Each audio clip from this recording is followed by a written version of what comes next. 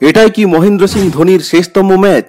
এই ম্যাচ জিতেই কি ধোনি বিদায় জানাবেন ক্রিকেটকে? ধোনি কি আদৌ খেলবেন এই ম্যাচে? সিএসকে বনাম আরসিবি ম্যাচ নিয়ে কেন তুঙ্গে উঠেছে উত্তেজনা?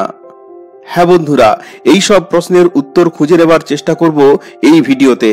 তার আগে চ্যানেলটিকে সাবস্ক্রাইব করে বেল আইকনটিকে অবশ্যই অন করে দাও। মহেন্দ্র সিং ধোনি আধুনিক যুগের মোস্ট ক্যারিজম্যাটিক ক্রিকেটার। গোটা তরুণ প্রজন্মকে তার খেলা ও ব্যক্তিত্ব দিয়ে অনুপ্রাণিত করে চলেছেন প্রায় 2 দশক ধরে। ভারতকে উপহার দিয়েছেন দুটি বিশ্বকাপ। আন্তর্জাতিক ক্রিকেট থেকে অবসর নিলেও আইপিএলে তার খেলা দেখার জন্য উদগ্রীব হয়ে থাকেন ক্রিকেট প্রেমীরা। কিন্তু মহেন্দ্র সিং ধোনির বয়স এখন 42। এটাই তার শেষ আইপিএল সিজন বলে মনে করছেন অনেকে।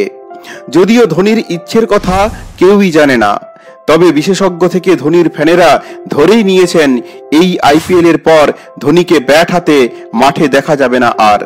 তাই আরসিবি ভার্সেস সিএসকে ম্যাচ নিয়ে তুঙ্গে উঠেছে উত্তেজনা। বাই চান্স এই ম্যাচ চেন্নাই হেরে গেলে প্লে অফে নাও উঠতে পারে। সেক্ষেত্রে এটাই হয়ে থাকবে ধোনির শেষ ম্যাচ। গুজবও রটেছে চারিদিকে। ধোনির শেষ ম্যাচের সাক্ষী হয়ে থাকতে ভক্তদের মধ্যে তাই সিএসকে বনাম আরসিবি ম্যাচ নিয়ে দেখা দিয়েছে চরম উত্তেজনা। তবে এমনও গুজব রটেছে যে এই ম্যাচে নাকি ধোনি নাও খেলতে পারেন। সেক্ষেত্রে রাজস্থান রয়্যালসের বিরুদ্ধে 5 উইকেটে জেতা ম্যাচটি ধোনির শেষ ম্যাচ হয়ে থাকবে।